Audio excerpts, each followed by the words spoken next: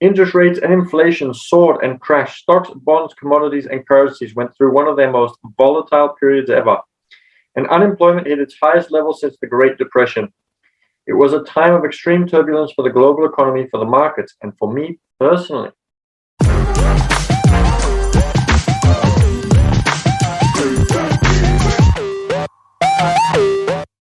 This morning, even though we're talking about futures with Ray Dalio in Ray Dalio Principles, which is what we're reading this morning.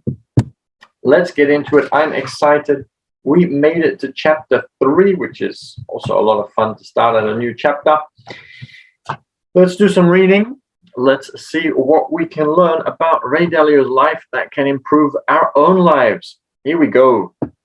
From 1950 until 1980, debt, inflation, and growth moved up and down together in steadily larger waves, with each bigger than the one before, especially after the dollar's link to gold was broken in 1971. In the 1970s, there were 3 such waves. The first came in 1971 as a result of the dollar's devaluation. The second, which came between 1974 and 1975, took inflation to its highest level since World War II. The Fed tightened the money supply, driving interest rates to record highs, which caused the worst stock market and economic downturn since the 1930s.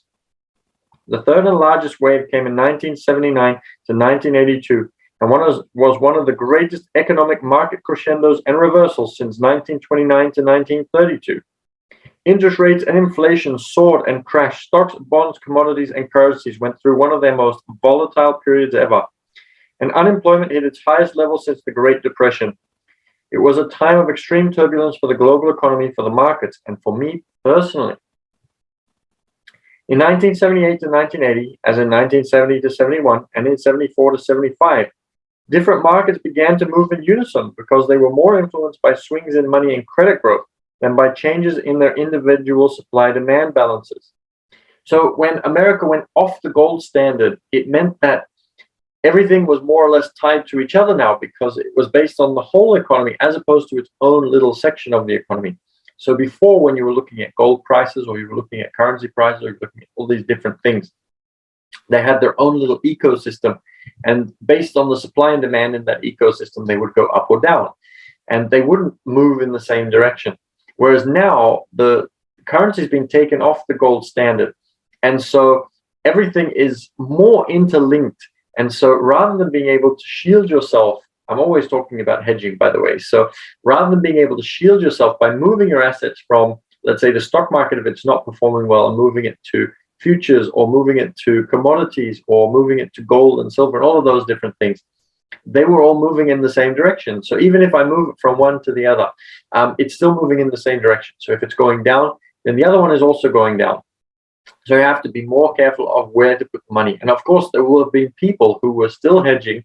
They were looking for alternative investments, maybe in the art market, maybe in some other market. But even though most things are now linked that most people are participating in, there are still always things that are going against the market and performing well or performing not so well, depending on what the market's doing. These big moves were exacerbated by the oil shock that followed the fall of the Shah in Iran. That oil market volatility led to the creation of the first oil futures contract, which gave me trading opportunities. By then, there were future markets in interest rates and currencies as well, and I was making big bets in all of them. No, just making bets, not big ones. Because all markets were being driven by these factors, I immersed myself in macroeconomics and historical data, especially interest rates and currency data, to improve my understanding of the machine at play. As inflation began to rise in 1978, I realized the Fed would likely act to tighten the money supply.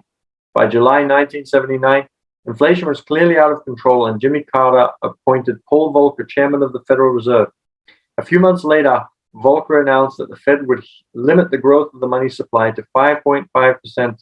According to my calculations at the time, 5.5% money growth would break the inflation spiral, but it would also strangle the economy and markets and likely cause a catastrophic debt crisis.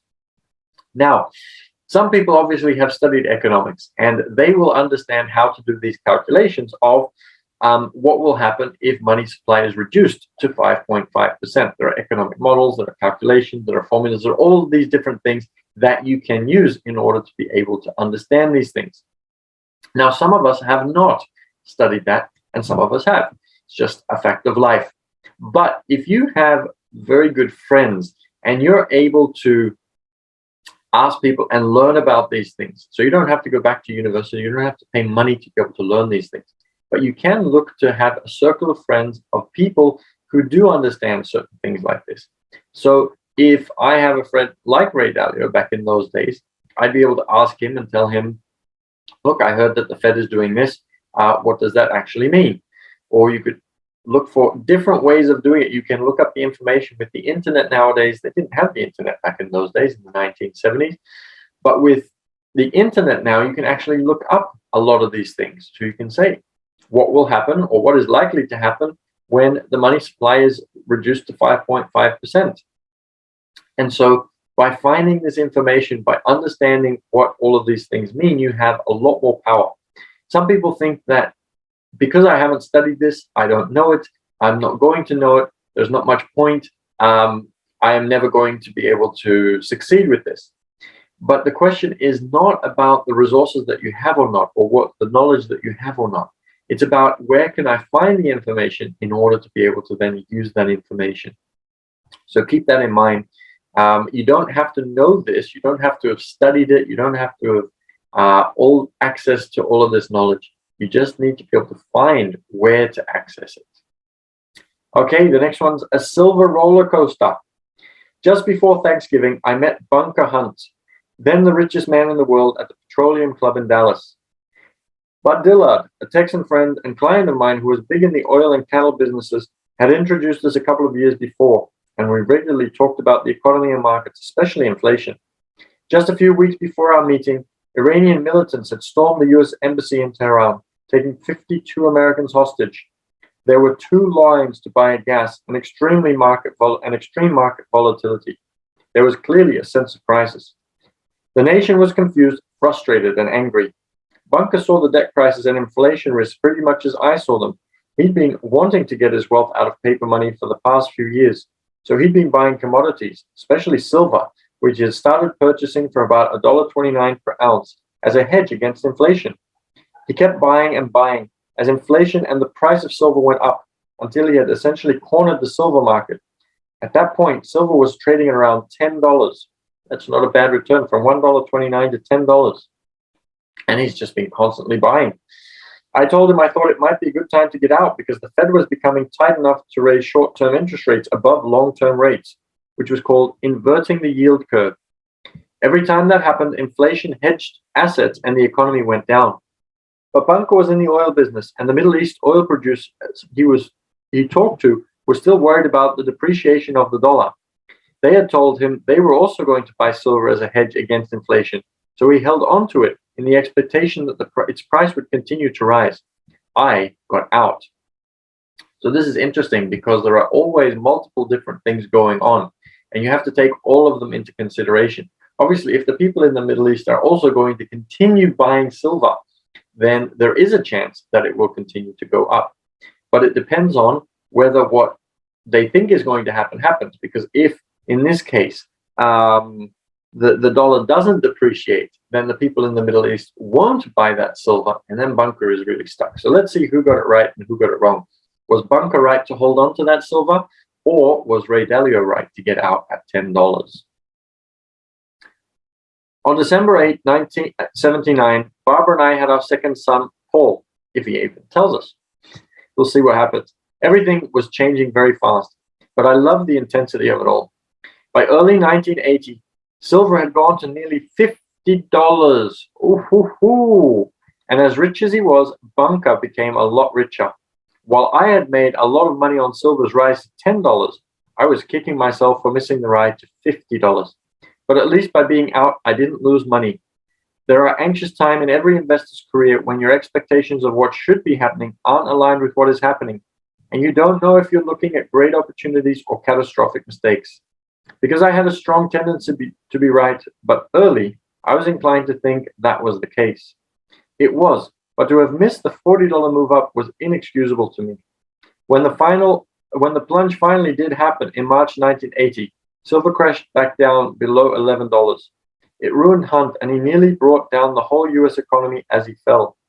The Fed had to intervene to control the ripple effects. All of this pounded an indelible lesson into my head. Timing is everything.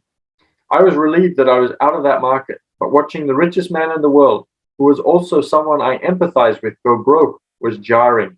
Yet it was nothing compared to what was to come. Well, I'd never heard of this guy Dillard and Bunker Hunt, and I never knew that he rode the silver train up and didn't leave when it was up at 50 and ended up getting burnt by it.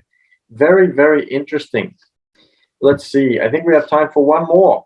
Expanding the team. Later that same year, a great guy named Paul Coleman joined Bridgewater. We'd become good friends from our dealings in the cattle and beef industry, and I respected his intellect and values. So I convinced him we should conquer that world together. He brought his wonderful wife and kids up from Guyman, Oklahoma, probably, not sure. And our families became inseparable. We ran the business in a scrappy, seat-of-the-pants way. Because the office part of the brownstone where I lived and worked was generally such a mess, with chicken bones or other scraps from working through the previous night's dinner littering my desk, we held all our client meetings at the Harvard Club. Paul would hide a clean blue Oxford shirt and tie amongst the mess, so I'd have something to wear. In 1981, we wanted to raise our families in more of a country setting, so we all moved up to Wilton, Connecticut to run Bridgewater from there. Coleman and I worked by challenging each other's ideas and trying to find the best answers. It was a constant back and forth, which we both enjoyed, especially at a time when there was so much to figure out. We would debate about the markets and the forces behind them late into the night, plug data into the computer before we went to bed, and see what it would spit out in the morning. There we go. So that was a very fun reading. Tomorrow we are going to be talking about my big depression call. And this is lots of small little chapters in this one. So this is going to be a lot of fun. So I am looking forward to that tomorrow. I hope you are too. Sydney time, 8 a.m. is the usual time. I'm looking forward to getting into today and achieving lots of amazing things. Now, if you enjoy reading of Principles by Ray Dalio, then feel free to also watch the replays. So we've got Rich Dad Poor Dad, The Art of Thinking Clearly, everything that I've read up until this point you have on YouTube. You can find us at the Passive Cash Flow Club. I would love to see you there. And yes, you can get my commentary as well. And then, yes, make sure you subscribe because we have lots of people giving me lots of questions. We're going to create videos. I've got a whole video day on Friday. I'm going to go through lots of different questions and answer those questions and put those up onto the YouTube. So make sure you subscribe because we're going to do those every couple of days. So you'll be notified when those videos go up. And hopefully they're one of your questions. And I'll tell you in just a moment how you can ask a question and how I can then get that so that I can answer that and create a YouTube video about it. So make sure you do that. And then if you'd like to ask a question or if you're interested in something and you'd like to get in touch with me, feel free. You can reach out to me on Instagram. You can find me at business_team_6_official. Look forward to getting to know you. I really appreciate everybody that is here and for you taking the time to join me and to listen to me read and giving my commentary. And I really appreciate the questions that have been coming through. It makes it so much fun to be able to receive your questions, to be able to go out and research them. If I don't already know the answer, if I do already know the answer, then I can very easily put them together as a answer and create a YouTube video for those. So reach out, business_team_6_official. I look forward to meeting you.